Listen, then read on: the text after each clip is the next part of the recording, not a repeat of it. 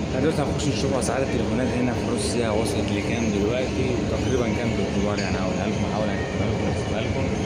طبعا انت عارف اغلب المنتجات الرسميه بتاعت الاتحاد الاوروبي او امريكا هي طبعا بقالها فتره مجموعه هنا.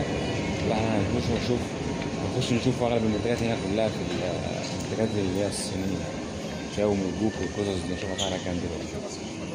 دلوقتي طبعا يعتبر في 10 اماكن بتبيع التكنولوجيا هنا والتليفونات يعني بص، خلينا نبدا معاك باسعار هوريك اسعار الايفونات هنا. هقول لك السعر بالروبل بس بعد كده بكتبها في الفيديو اسعار كام بالدولار تقريبا، لان انا مش عارف صراحه. هنا مثلا خانات الايفونات هوريك الاسعار بتاعتها، لان اغلب المنتجات هنا حتى السامسونج برضه قليل. الايفونات موجوده مع ان هي يعني تجاره مباشره مش موجوده، فممكن يكون السعر اغلى والله ممكن يكون نفس السعر. اقول لكم دلوقتي يعني بص مثلا ايفون 16 برو ماكس 256 ده العادي مش البرو ماكس. البرو ماكس جنبه اهو ازيد منه تقريبا ب 10000 روبل. هقول لك ده بكام تقريبا بالروسي بالدولار يعني، واخد بالك. فهنا على سبيل المثال بقى هي ده الاسعار التقريبيه. هنا مثلا ايفون 16 برو العادي بس 512 مساحه 144799، يعني اسعار خياليه يا اخوانا. انا ما اعرفش ده ايه.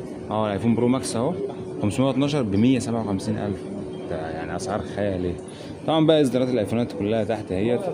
يعني مثلا في الريدمي على سبيل المثال اديك مثال بسرعه كده 512 ريدمي نوت 14 برو 39000 معقول 40000 5 جيجا الرام بتاعه، يعني 512 مساحة، كاميرا كويسة 200 و8 و2 يعني ما فهمش أوي في الكاميرات، واخد بالك. البطارية 5110 حاجة كويسة برضه.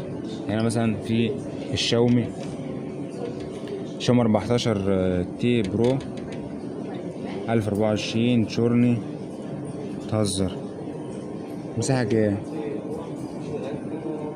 الرام 12 والمساحة 1024. أول مرة أشوفه ده، شكله عامل ازاي؟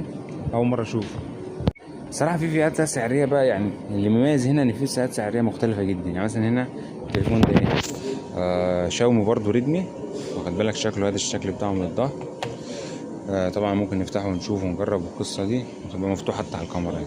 المهم يعني مثلا سمارت فون شاومي ريدمي A5 64 جيجا، يعني كويس والله 6000 روبل، اسعار معقولة وممكن تلاقي ارخص كمان خلي بالك. الرام بتاعه كام؟ 3 و5200 بطارية، يعني حاجة كويسة خالص. مميز هنا في روسيا ان انت برضو على المواقع ممكن تشوف الاسعار كويس وتنقي براحتك، احسن مثلا ما تروح المكان نفسه وتشوف. برضو انت ممكن تشوف على الموقع وبعد كده تنزل تختار حاجه معينه تنزل تشوفها في المكان. وانت اصلا ممكن تختار الحاجه دي من المحل ده من الموقع بتاعه وتشتريها اونلاين مثلا.